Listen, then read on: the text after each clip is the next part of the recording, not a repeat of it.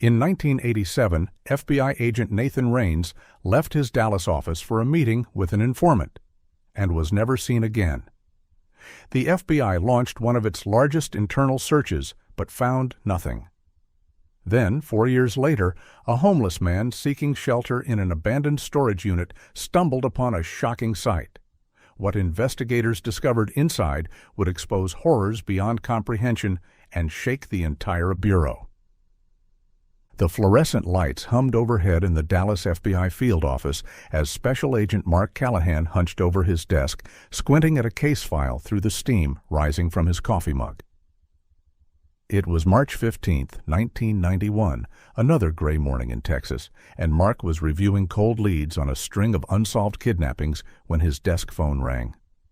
"Callahan," he answered, still scanning the paperwork. "Agent Callahan? This is Officer Rodriguez with the Denton Police Department. We've got a situation here that might interest you." The voice on the other end sounded urgent. "We arrested a homeless man this morning for trespassing into an abandoned storage unit on the edge of town. Normally wouldn't bother the FBI, but he claims he found a blood-stained chair, shackles, and an FBI badge inside." Mark's hand froze mid-reach for his coffee. "An FBI badge?" "Yes, sir. The ID badge belongs to Special Agent Nathan Raines. The computer says he vanished in 1987. Figured you'd want to know, considering he was your partner." The room seemed to tilt slightly. Nathan. 4 years of nothing, and now this. Mark gripped the phone tighter.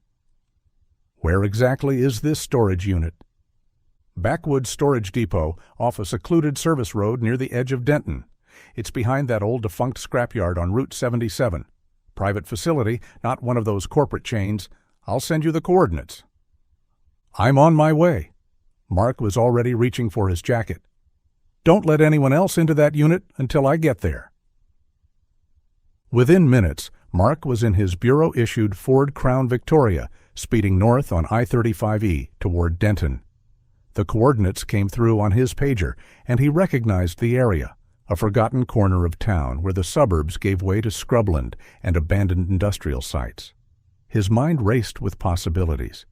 Nathan had been investigating a human trafficking ring when he disappeared. They'd been partners for 3 years, and Nathan was careful, methodical. He wouldn't have just vanished without a trace unless something had gone very wrong. The drive took 40 minutes, and as Mark pulled up to the Backwoods Storage Depot, he saw the place was already swarming with Denton PD patrol cars. The facility looked like it had seen better days. Rows of corrugated metal units behind a chain-link fence topped with rusty barbed wire. A uniformed officer waved him through the gate and directed him to Unit 47, where a cluster of officers had gathered. Mark parked and approached, his FBI credentials already in hand. "Agent Callahan?" A tall Hispanic officer extended his hand. "I'm Lieutenant Martinez, the one who called you. Thanks for coming so quickly." "Show me what you've got," Mark said, following Martinez past the yellow tape. The storage unit's roll-up door was open, revealing a space about 10 feet by 20 feet. But it was what was inside that made Mark's blood run cold. The walls were completely covered in aluminum foil, creating a bizarre reflective chamber. In the center sat a metal chair with leather restraints attached to the arms and legs. Dark stains marked the concrete floor beneath it. "Jesus," Mark breathed, stepping carefully inside. A metal table against one wall held various tools, a hammer, pliers, what looked like surgical instruments. And there, placed almost ceremoniously on the table, were Nathan's FBI badge and baseball cap. "The foil looked clean at first," Martinez said from behind him, "but look closer." Mark examined the walls more carefully. Beneath the reflective surface, he could make out discolored patches where blood had been cleaned, but not completely erased. Someone had used this place for extended periods of torture. "Tell me about the homeless man who found this," Mark said, photographing the scene with his camera. "Jerome Miles. Came into the station around 7 this morning, scared out of his mind. Said he broke in hoping to find stuff to sell, but when he saw all this..." Martinez shook his head. At first, the desk sergeant thought he was just another crazy, but when he mentioned the FBI badge and cap, we had to check it out. Where's Jerome now? Back at the station. We're holding him, but honestly, he seems more like a witness than a suspect. Mark nodded, continuing to document the scene. The setup was sophisticated. The foil would prevent any electromagnetic signals from escaping. The chair was bolted to the floor, and the tools were arranged with disturbing precision. "Who owns this unit?" Mark asked. "Working on that now. The facility manager is pulling the records." As if on cue, another patrol car pulled up outside. Two officers flanked a well-dressed man in his 50s who walked with the confident stride of someone used to being in charge. "That's him," one of the officers called out. "Property owner?" The man approached with an extended hand and a practiced smile. "Clint Haraway, I understand there's been some trouble at one of my rental units?" Martinez's demeanor shifted slightly. "Mr. Haraway, I didn't realize you owned this facility." "One of many properties," Clint said smoothly. "I'm a real estate developer. This particular depot has been in my portfolio for about 8 years. He peered into the storage unit, and his face paled. "My God, what is all this?" Mark studied the man carefully. Clint Haraway looked genuinely shocked, but Mark had learned long ago that appearances meant nothing.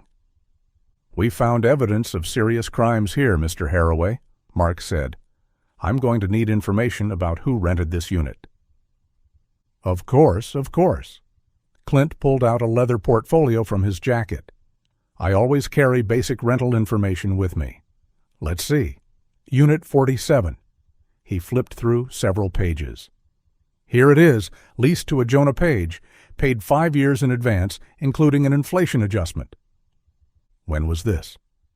"The lease started in 1988. He paid cash, which isn't unusual for these types of rentals." "Can you describe Mr. Page?" Clint furrowed his brow.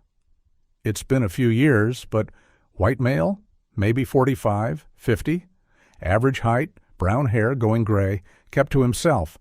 I remember thinking he seemed nervous, but people renting storage units often are. They're usually going through divorces or bankruptcies." Mark made notes. "I'll need a complete list of everyone who's rented units here, especially this one." "The detailed records are at my home office," Clint said. "I'd be happy to retrieve them for you. I keep thorough documentation of all my off-market property rentals." Lieutenant Martinez stepped forward. "Mr. Haraway is well known in Denton. He's a respected donor, supports the Police Benevolent Association, runs several charities." "I just want to help however I can," Clint said. "This is horrifying. To think something like this was happening on my property." Mark made a decision. "The forensics team can finish processing the scene. Mr. Haraway, I'll come with you to get those records. The sooner we have that information, the sooner we can find who's responsible. Of course, I live in Denton Hills, not far from here. You can follow me, or—" "I'll ride with you," Mark said. He wanted to keep the man in sight and get a better read on him. As they walked to Mark's car, Clint continued talking. "Agent Callahan, I want you to know I'll cooperate fully. If someone used my property for whatever this is, I want them caught as much as you do." Mark nodded, starting the engine. "Just lead the way, Mr. Haraway." As they pulled away from the storage facility, Mark caught a glimpse of the forensics van arriving in his rearview mirror. Whatever had happened in that foil-lined room, whatever had happened to Nathan, the answers might lie with the nervous real estate developer sitting beside him. Or maybe Clint Haraway was exactly what he appeared to be, an innocent property owner caught up in something terrible. Time would tell. The drive to Denton Hills took them through increasingly manicured streets, the modest homes near the storage facility giving way to sprawling lawns and gated driveways. After several moments driving, they reached Clint's suburban estate, a 2-story colonial with white columns and perfectly trimmed hedges that screamed old Texas money. Mark parked his Crown Victoria on the circular driveway, noting the expensive landscaping and the 3-car garage. Everything about the property suggested wealth and respectability. He followed Clint up the brick walkway to an imposing front door with leaded glass panels. "Please come in," Clint said, producing a key ring. "My office is just through here." The interior matched the exterior's promise: polished hardwood floors, crown molding, and tasteful artwork lining the walls. Clint led him through a spacious foyer and down a hallway to a ground-floor office. The room was all dark wood and leather, with floor-to-ceiling bookshelves and a massive mahogany desk. "The rental record should be in here somewhere," Clint said, moving to a tall filing cabinet behind the desk. "I keep everything organized by property and year." While Clint searched through the files, Mark's trained eye swept the room, taking in details: legal books, real estate journals, various civic awards on the walls. But what caught his attention were the photographs, dozens of them, arranged on the desk and shelves. Each photo showed Clint smiling with groups of women and children. The settings varied, some outdoors, some in what looked like institutional hallways, but the pattern was consistent. Different faces in every picture, mostly Hispanic or Asian features, and many of the subjects looked uncomfortable in front of the camera. Mark picked up one of the framed photos from the desk. "Quite a collection here?"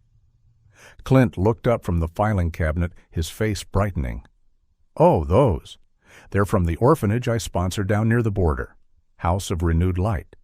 We try to give these kids a better life, you know. Fresh start in America." He returned to his search, adding, "Some aren't used to smiling for pictures. Where they come from, cameras usually mean government documentation, deportation, that sort of thing." Mark examined the photo more closely. A small plaque on the building in the background confirmed the name: House of Renewed Light. It looked legitimate enough. Clean facilities, the children appeared well fed, and Clint's presence suggested regular involvement rather than just check writing.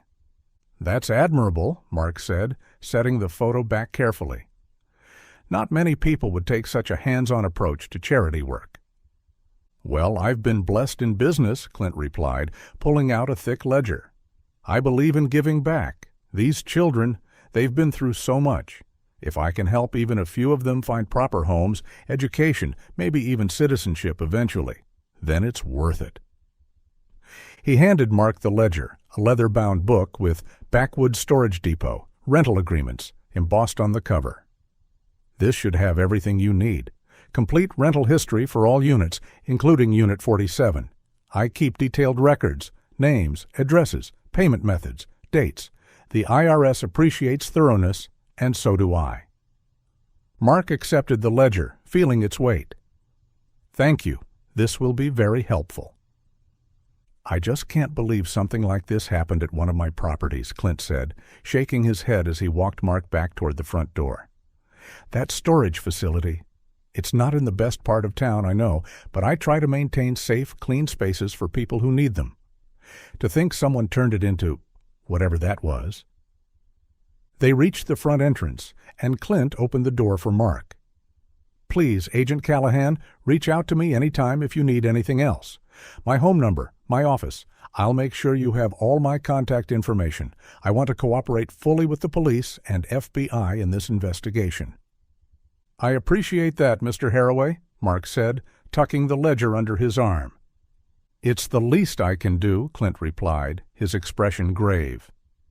"If someone used my property to commit crimes, especially crimes involving a federal agent, I want them brought to justice. This kind of thing, it's not what Denton is about. We're a good community here." Mark nodded and made his way back to his car.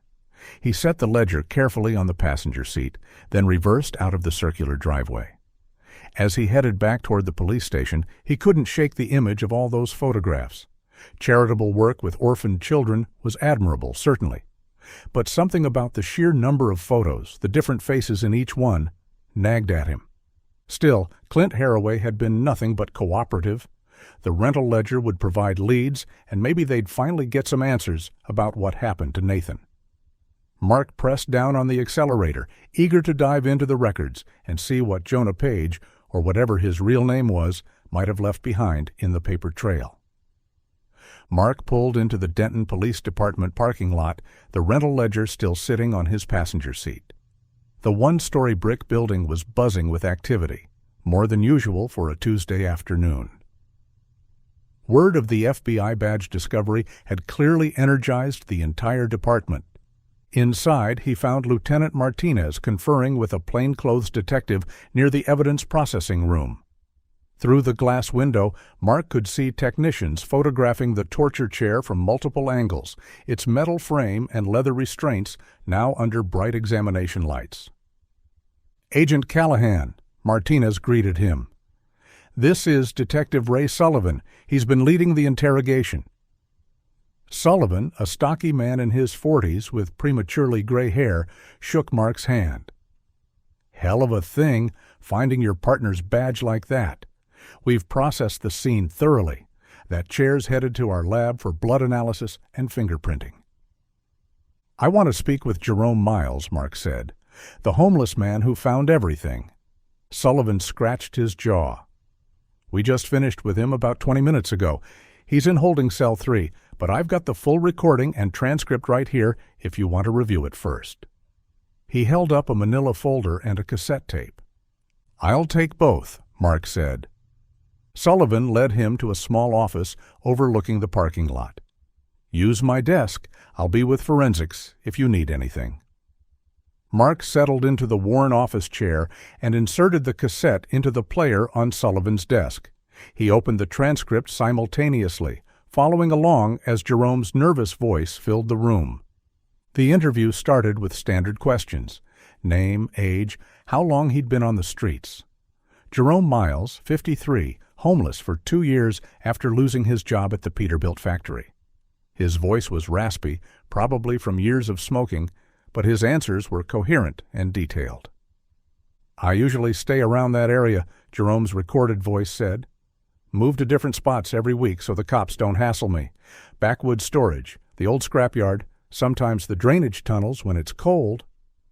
"Have you broken into storage units before?" the interviewer asked. "Yeah, I ain't gonna lie. Sometimes people leave good stuff. Sold a box of tools once, got enough for a week's food, but I never seen nothing like what was in that unit. Never." Mark followed along in the transcript, noting Jerome's consistency. Then came a question about security. "Were you aware of any surveillance cameras at the facility?" "Cameras? Nah, that place is usually dead. That's why I... Wait, no. Come to think of it, I did see something new last time I was scouting.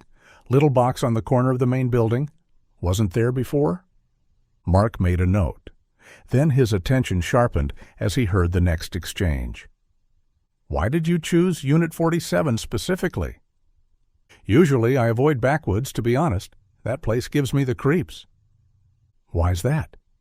"'Cause of the night activities. Seen it maybe 4, 5 times over the months. Vans pulling up at 2, 3 in the morning. Groups getting out. Women and kids mostly. They'd go into some units, stay for a bit, then leave. None of my business. But it made me nervous about hitting that place." Mark paused the tape and reread that section. Groups of women and children at night. His mind went back to all those photographs in Clint's office. He started the tape again. "Can you describe these groups?"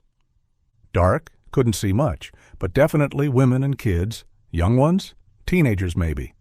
Different groups each time. They looked, I don't know, scared? Kept close together. Men with them looked like guards or something." The interview continued for another 10 minutes, but Mark had heard enough. He found Detective Sullivan back at the evidence room. "That mention of night activities," Mark said. "Women and children. I saw photographs at Clint Haraway's house, dozens of pictures with women and children from an orphanage he sponsors." Sullivan's expression was skeptical. "Haraway's a pillar of the community, sits on the hospital board, funds the youth soccer league. It's not unusual for charitable types to have photos like that." "I know," Mark admitted. "That's what I thought too, but combined with Jerome's observations..." He thought for a moment. "What about those surveillance cameras Jerome mentioned?" Sullivan reached into a folder and produced a photograph. Tech guys say this model came out in late 1990. Professional grade, records to VHS. We pulled some tapes from the unit, but the storage is limited. If there are archives, Haraway would have them. I need to talk to him about the surveillance permits and any archive footage, Mark decided. He picked up Sullivan's desk phone and dialed the number Clint had provided. After 6 rings, it went to an answering machine. He tried Clint's office number with the same result. "He just left there 40 minutes ago," Mark said, hanging up. "I'm going to head back, see if he's home. We need those surveillance records." "Want backup?" Sullivan asked. "No, I'm just gathering information, but I need you to dig into that torture chair. Serial numbers, manufacturer, purchase records, anything that might tell us where it came from?" "Already on it," Sullivan confirmed. "That's medical-grade equipment. Someone had to special order it." Mark headed for the door, then paused. "And, Detective?" "Have someone discreetly look into the House of Renewed Light Orphanage. Just basic stuff. Registration, licenses, that sort of thing." Sullivan nodded slowly. "You think Haraway's involved?" "I think we need to be thorough," Mark replied carefully. 4 years ago, my partner vanished investigating trafficking. Now his badge turns up in a torture chamber owned by a man who regularly transports women and children. Could be coincidence, but I need to be sure. Mark drove back toward Clint's house, trying the phone number again as he navigated the suburban streets. Still no answer. The afternoon sun cast long shadows across the manicured lawns of Denton Hills, and Mark wondered if Clint had simply stepped out for an errand.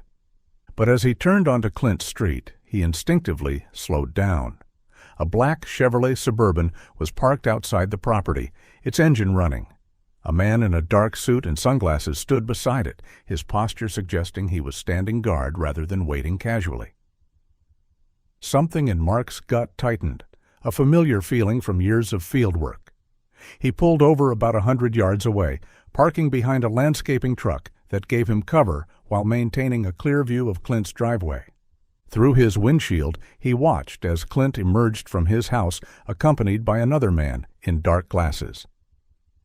Even from this distance, Mark could see the tension in their body language. Clint's usual smooth demeanor was replaced by sharp, agitated gestures. The other man stood rigid, his hands clasped in front of him, like a soldier at ease. The conversation lasted less than 2 minutes.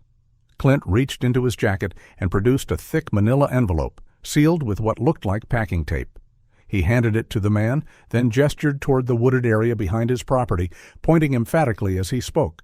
The man in sunglasses nodded once, took the envelope, and walked briskly back to the SUV.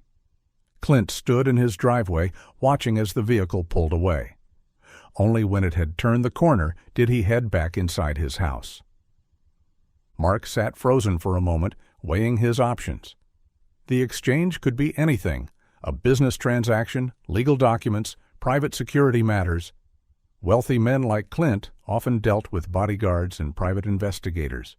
But the timing, so soon after the storage unit discovery, nagged at him, and Clint had pointed toward the woods, suggesting a destination rather than just giving directions. The SUV was getting farther away. Mark made his decision and pulled out, maintaining a safe following distance. He knew this area well enough. It was residential for several miles in every direction, with no office buildings or commercial centers where a business meeting might take place. If Clint had been pointing to a property, it had to be something private, secluded. As he drove, Mark reached for his radio and called the station. "This is Agent Callahan. I need someone to pull all real estate holdings for Clint Haraway and his companies. Look for any remote properties, especially anything near the Denton Hills area." "Copy that," the dispatcher responded. "Detective Sullivan wants to know if you need backup."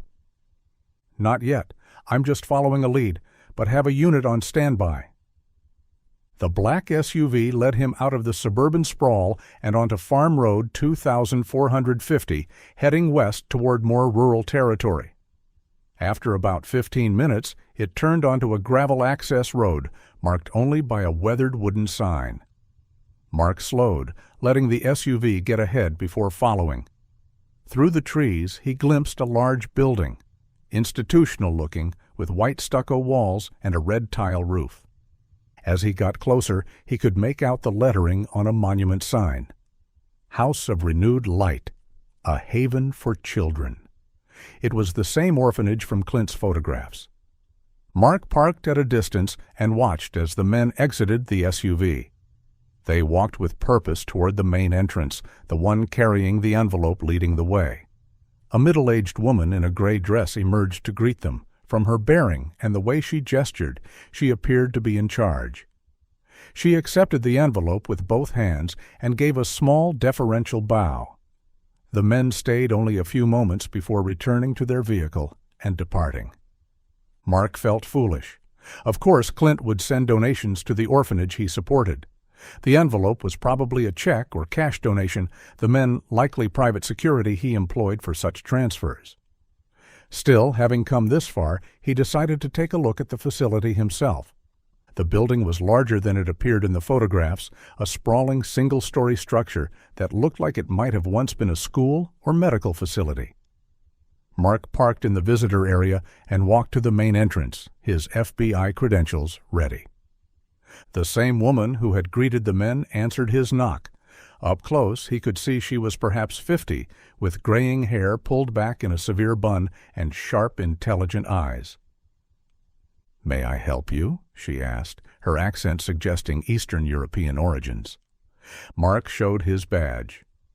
"Special Agent Mark Callahan, FBI. Please don't be alarmed. I'm not here about the orphanage specifically.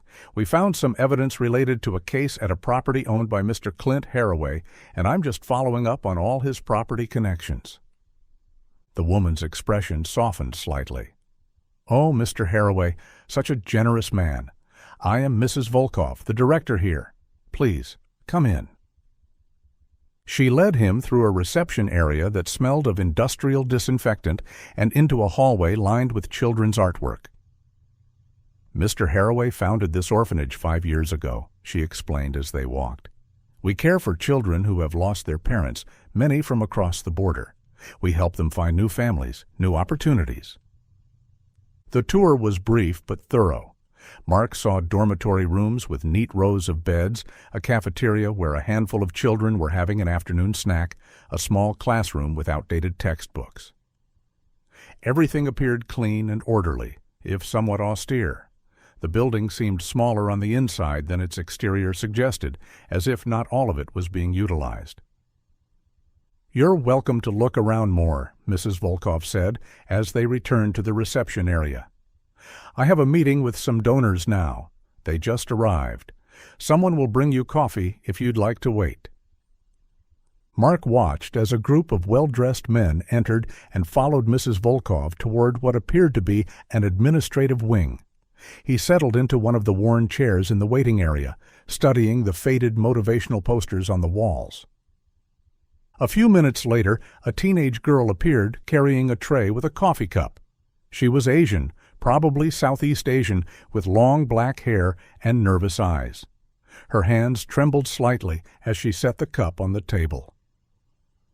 "Are you police?" she asked quietly, her English heavily accented. "FBI," Mark said gently, showing his badge. "Thank you for the coffee." The girl glanced quickly over her shoulder, then back at him. "Here is... Okay, is all right here. I am new." Something in her tone made Mark lean forward. "How long have you been here?" 2 weeks only." She twisted her hands together. "I am 18 years. My name is Dara Pov from Cambodia." Mark found it odd that an orphanage would take in an 18-year-old well past the typical adoption age. "Are you all right, Dara? You seem frightened." She looked behind her again, ensuring they were alone. Then, in a rush of words, "They took my friend. Last week people came and took her, and other children. Please, you help her?" Mark's pulse quickened. "Took her where?" "I know where," Dara whispered urgently. "They took me too, but they not choose me. Send me back. They say I am due this week." "Due for what?" "I don't know. Other children say is not good when they say do. Please, I am scared. You help?" Before Mark could respond, a male staff member appeared in the doorway. "Dara, come. You have chores?" The girl's face went pale. Mark stood up. "Actually, I was just talking to Dara about taking her out for ice cream. She mentioned she's never been to an American ice cream parlor." The staff member frowned. "She had ice cream last week?" "I'm Agent Callahan, FBI," Mark said, producing his badge again. "I've taken a bit of a personal interest in Dara here. Bright girl. I think she has a future." At that moment, Mrs. Volkov emerged from her meeting, the group of donors filing out behind her. They eyed Mark with suspicious interest as they passed. "What's happening here?" Mrs. Volkov asked, noticing the tension. Mark explained his ice cream invitation, keeping his tone light and casual. Mrs. Volkov's lips pursed. "This is highly irregular. We have procedures." "Of course," Mark said smoothly. "I understand completely, but surely a small exception could be made? I am a federal agent, after all, a trusted figure in the community, as Mr. Haraway would confirm." Mrs. Volkov considered this. "Very well, but Jacob must accompany you. We cannot allow children to leave unescorted." Mark nodded, though internally he was racing through options. In the parking lot, while Jacob was talking with Mrs. Volkov, Mark whispered quickly to Dara, "Show me where your friend is." "Don't worry about Jacob." The girl nodded, understanding flashing in her eyes. Mark used his radio in the car to call the station. "This is Callahan. I need units on standby. Possible situation developing. Monitor the House of Renewed Light Orphanage and Clint Haraway's residence." He gave them the addresses, speaking in quick, professional tones. "And I need a tail on my vehicle, discreetly. I may be heading into something." When everything was ready, he helped the girl into his car. Dara slid into the front passenger seat, while Jakob, the staff member, climbed into the back, immediately voicing his displeasure. "She should sit in back," Jakob protested, his accent thick. "Is not proper." "It's fine," Mark said firmly, starting the engine. "She can sit anywhere she wants." They left the orphanage grounds. Dara glanced at him gratefully, then pointed to the access road. "That way? Go west?" Mark pulled onto the road, noting in his rearview mirror that the patrol car was maintaining a discreet distance behind them. Jakob sat rigid in the back seat, arms crossed, clearly unhappy with the arrangement. For the first 15 minutes, they drove in relative silence through rural Texas landscape. Farm roads gave way to even smaller county roads, the terrain becoming increasingly desolate. Dara provided quiet directions at each intersection, her voice barely above a whisper. "Left here, now straight for long time. Yes, keep going." It was Jakob who first voiced what Mark already knew. "This is not way to town. Where are you taking us?" "Just a little detour," Mark said calmly. "No?" Jakob leaned forward. "Turn around now. This is kidnapping. I call police." Mark gestured with his thumb toward the rear window. "The police are already here. That patrol car has been with us since we left." Jacob twisted around, saw the marked unit, and his face went pale. "What is this? Mr. Haraway will hear about this. There will be consequences." He fumbled for his phone, punching in numbers with shaking fingers. In one smooth motion, Mark reached back with his free hand and snatched the phone away, keeping his other hand steady on the wheel. "No calls right now, Jacob?" "You can't do this. Is illegal." Mark pulled the car to the shoulder and turned to face Jakob fully. "Listen to me very carefully. This young woman has told me that children are being taken from your orphanage, trafficked. Her friend was taken last week, and she knows where." "Is lies," Jakob sputtered. "Crazy girl tells stories." "Maybe," Mark said. "Or maybe you know exactly what's been happening. Here's your choice, Jakob. You can help us. Tell us what you know, cooperate fully, and the police and I will make sure the court knows you assisted in rescuing these children. Or you can keep protecting whoever's behind this and go down with them. What's it going to be?" Jakob's face cycled through several emotions: anger, fear, calculation. Finally, his shoulders slumped. I just work there. I do what they tell me." "And what do they tell you?" Sometimes we prepare children for adoption." "Special adoptions. They tell us not to ask questions." "Where do they take them?" Jakob was silent for a long moment, then pointed ahead. "Same place she's taking you. The old Benedetti Vineyard is abandoned for 10 years, but people use it for the special adoptions." Mark started driving again. "You're making the right choice, Jacob." They drove for another 40 minutes, deeper into Ponder County. The landscape became increasingly desolate: scrub brush, abandoned farmhouses, rusted equipment left to decay in fallow fields. Finally, Dara pointed to a worn dirt road nearly hidden by overgrown mesquite. "There, that's the place." Mark turned onto the road, slowing as the car bounced over ruts and potholes. Through the brush he could see the remains of what had once been a prosperous vineyard, row after row of dead, twisted grapevines stretching up a gentle slope. At the top sat a collection of buildings: a main house with broken windows and peeling paint, several outbuildings, and what looked like a large processing facility. And parked near the main house, the black SUV from Clint's place. Mark radioed the patrol car. "We've got the same vehicle from the Haraway residence, proceeding with caution." He parked at a safe distance and stepped out, hand resting on his service weapon. 2 uniformed officers from the patrol car joined him. "Officer Martinez, stay with the girl," Mark instructed. "Officer Thompson, you're with me. Jakob, you're coming too.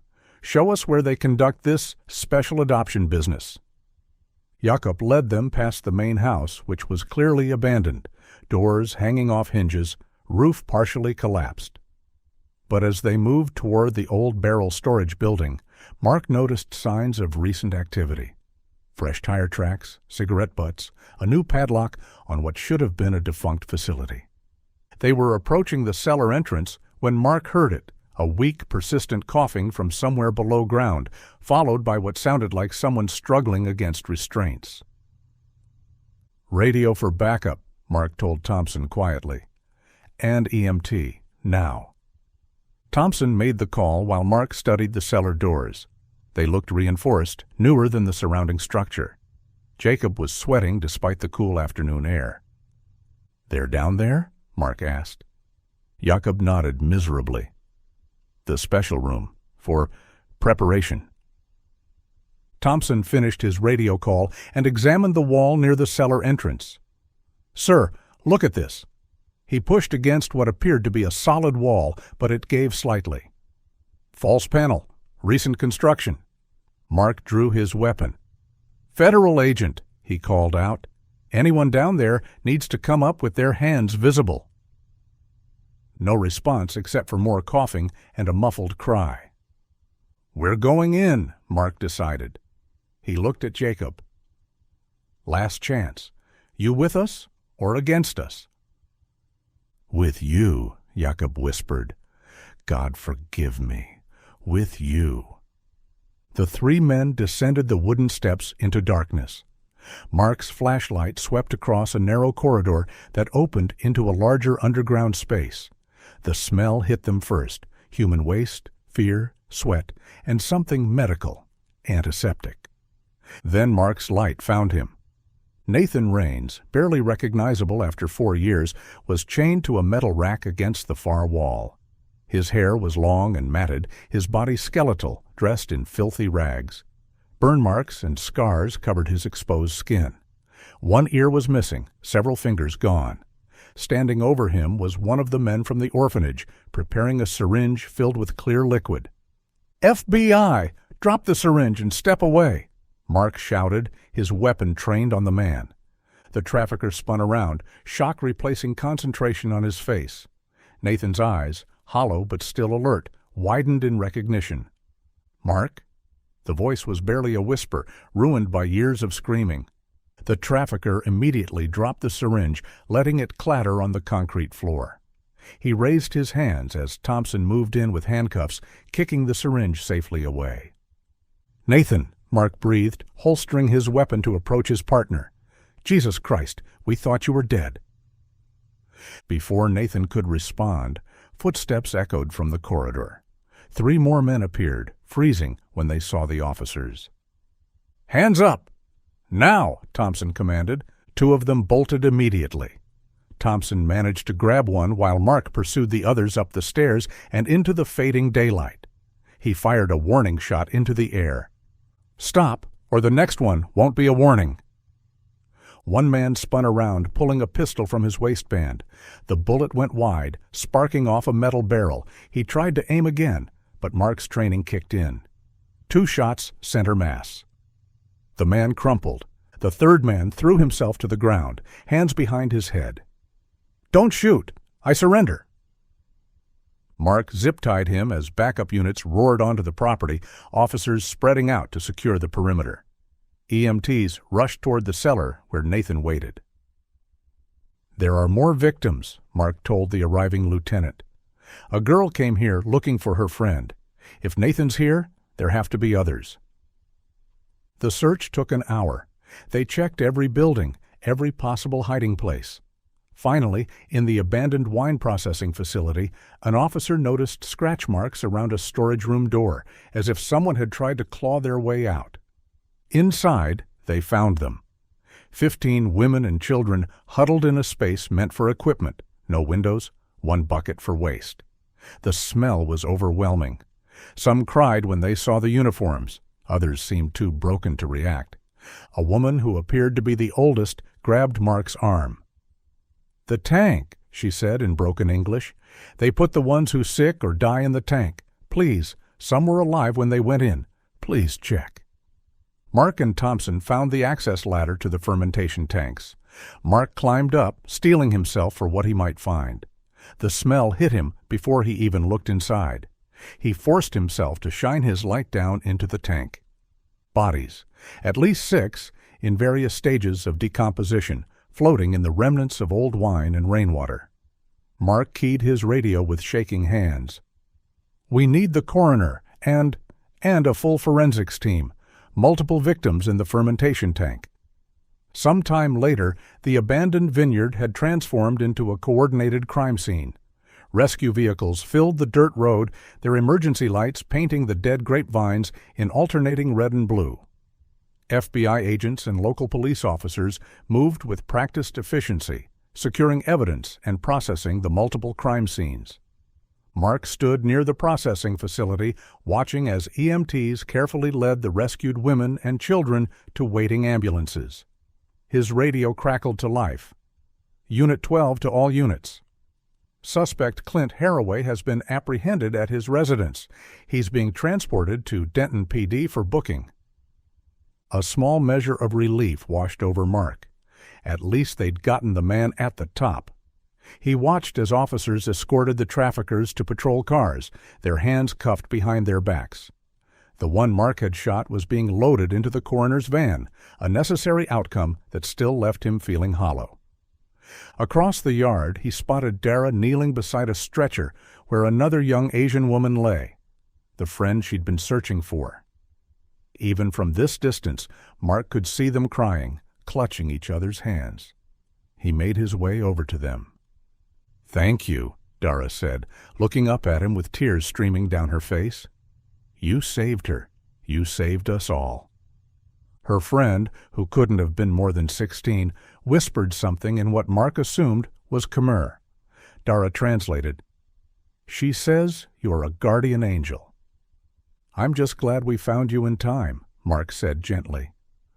"Listen, both Mr. Haraway and the orphanage have been secured. You're safe now. Child Protective Services will help you figure out what comes next. Make sure you're taken care of." Dara nodded, then surprised him by standing and hugging him briefly before returning to her friend's side. Mark left them to the EMTs and scanned the organized chaos until he found what he was looking for. Near one of the ambulances, Nathan Raines sat on a gurney while paramedics checked his vitals. Even cleaned up slightly and wrapped in a thermal blanket, he looked terrible. His face was gaunt, cheekbones sharp beneath paper-thin skin. His remaining hair had gone completely gray. But it was his expression that struck Mark most, not relief or joy at being rescued, but something closer to despair. Mark approached slowly, not wanting to startle him. "Nathan?" His former partner looked up, attempted a smile that didn't reach his hollow eyes. "Hey, Mark, some rescue, huh? Just like old times." The attempt at humor fell flat, his voice hoarse and broken. "How are you holding up?" Nathan shrugged, then winced at the movement. "Physically? I'll live. They kept me alive for a reason." He paused, his jaw working. "Mark, I need to tell you something. These people, they're part of the Crossroads Network." Mark's eyes widened. The Crossroads Network was a human trafficking organization the FBI had been investigating for years, a sophisticated operation that moved victims across the Mexican border through a series of safe houses and corrupt officials. Nathan had been heading the investigation when he disappeared. "They grabbed me in '87, Nathan continued, his voice barely above a whisper. "I was following a lead on some shell companies they were using. Thought I was meeting an informant, but it was a setup. They wanted everything I knew about the investigation." "Nathan, you don't have to." "No, I need to say this." Nathan's remaining fingers clutched the blanket. "They tortured me, Mark, for weeks at first, then periodically for years. The chair you found, that was just one of their tools. They broke me. I gave them everything. Safe house locations, undercover identities, surveillance schedules. Everything." His voice cracked. "Because of what I told them, they were able to restructure their entire operation, avoid our raids, expand into new territories. God knows how many women and children were trafficked because I couldn't hold out." "Nathan, stop." Mark put a hand on his partner's shoulder, feeling bones through the blanket. "You held out for 4 years. Look at me.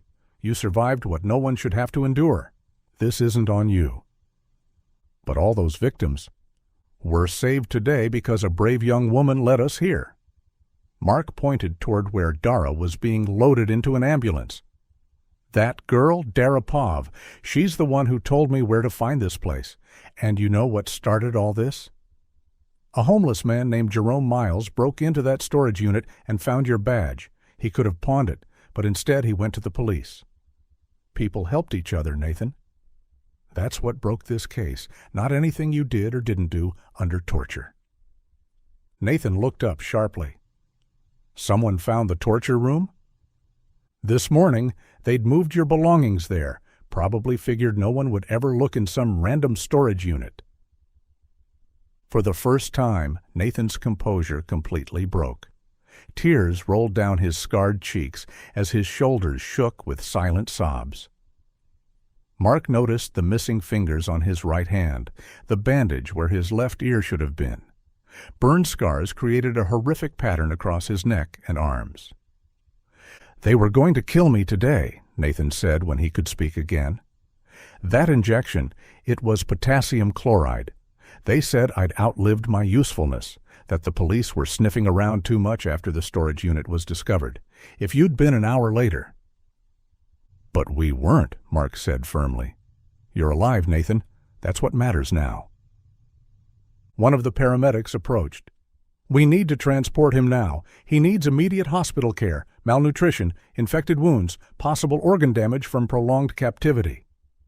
Mark squeezed Nathan's shoulder gently. "I'll come check on you at the hospital. We'll talk more when you're feeling stronger." Nathan nodded weakly as the paramedics prepared him for transport. "Mark, thank you for not giving up." "Partners don't give up on each other," Mark replied. He watched as they loaded Nathan into the ambulance, followed by the rescued victims in other emergency vehicles. The sun was setting now, casting long shadows across the abandoned vineyard. Crime scene tape fluttered in the evening breeze, marking the places where unimaginable horrors had occurred. With the immediate rescue operations complete, Mark coordinated briefly with the forensic team leader and ranking police officer, ensuring the scene would be properly processed through the night. Then he climbed into his Crown Victoria and headed for the Denton police station, where Clint Haraway and his accomplices waited in custody. The dashboard clock read 6:47 p.m. as he drove back toward town, the rural landscape giving way once again to civilization. In his rearview mirror, the emergency lights at the Vineyard grew smaller until they were just a glow on the horizon.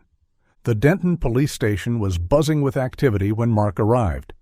The magnitude of the operation meant every available interrogation room was occupied, with federal agents and local detectives working in tandem to process the suspects.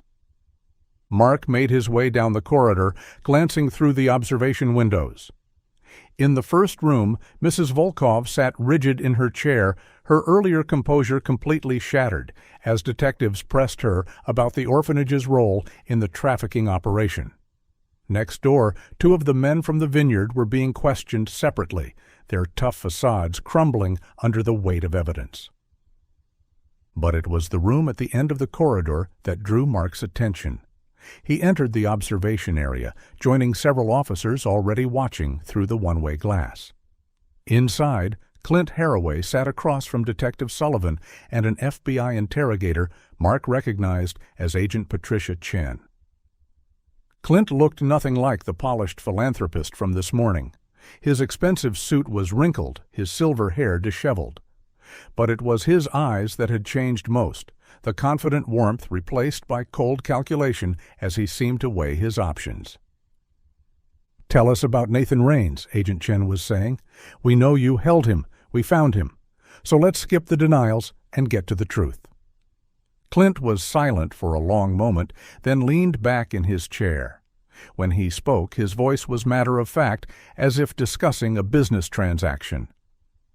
Agent Raines was investigating our cross-border operations in 1987, focusing on unregistered rural properties we used as waypoints. He was getting close. Too close. So we arranged a meeting through one of his informants, told him we had information about a major shipment. Where was this meeting? An abandoned hardware store on the outskirts of Denton, one of my properties, naturally. We had a man posing as a homeless vagrant approach him in the parking lot asking for help.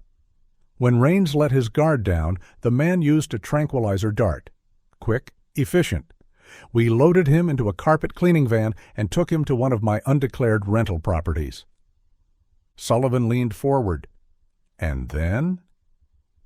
Then we extracted information. The basement room was specially prepared, soundproofed, no windows. We used various methods. Stress positions, sleep deprivation, temperature extremes. The torture chair was particularly effective for longer sessions. A medical contact of mine, a nurse with certain dependencies, kept him alive and functional. Mark felt his fists clench as Clint continued his clinical recitation. Raines was strong at first, but everyone breaks eventually. Within 6 months, he'd given us the entire FBI playbook on the Crossroads network. Safe house locations, undercover identities, surveillance schedules, planned raids.